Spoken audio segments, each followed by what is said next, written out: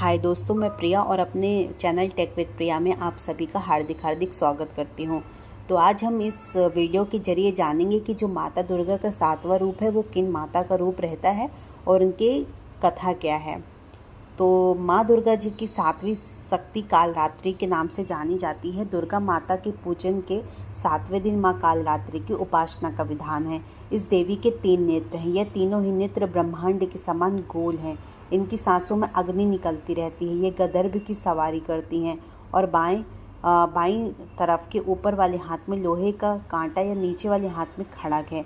इनका रूप भले ही भयंकर हो, लेकिन ये अधिक सदैव शुभ फल देने वाली होती हैं, इसलिए इन्हें शुभकारी भी कहलाती हैं। अर्थात इनसे भक्तों को किसी भी प्रकार से भयभीत और आतंकित होने की कतई आवश्यकता नहीं है। उन्हें साक्षात्कार से भक्त पुण्य का भागी बनता है।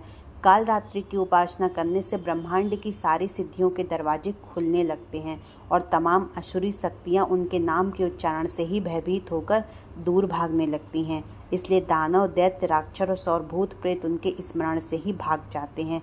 यह ग्रह बाधाओं को भी दूर करती है और अग्नि, जल, जंतु, शत्रु और रात्रि भय दूर हो जाते हैं। इनकी कृपा से भक्त हर तरह के भय से मुक्त हो जाते हैं। कहते हैं कि पौराणिक कथाओं के अनुसार जब दैत्य शुंभ, निशुंभ और रक्तबीज ने तीनों लोकों में हाहाकार मचा दिया था, तब इससे चिंतित होकर सभी देवताओं शिव जी के पास गए और उनके रक्षा की प्रार्थना करने लगे। तो भगवान शिव ने माता पार्वती से राक्षसों का वध कर अपने भक्तों की रक्षा करने को कहा। शिव जी की बात मानकर माता पार्वती ने दुर्गा का रूप धारण किया और शुंभ निशुंभ का वध कर दिया। जब माँ दुर्गा ने दैत्य रक्तबीज को मौत के घाट उतारा तो उसके शरीर से निकले रक्त से लाखों रक्तबीज दैत्य उत्पन्न होगा। उससे देख दुर्गा ने अपनी तेज से कालरात्रि को उत्पन्न किया। इसके बाद जब माँ दुर्गा ने दैत्य रक्तबीज का वध किया तो उनके शरीर से निकलने वाले रक्त को माँ कालरात्रि ने जमीन पर गिरने से पहले ही अपने मुख में भर लिया। इस तरह माँ दुर्गा ने सबका गला काटते हुए रक्तबीज का वध कर दिया।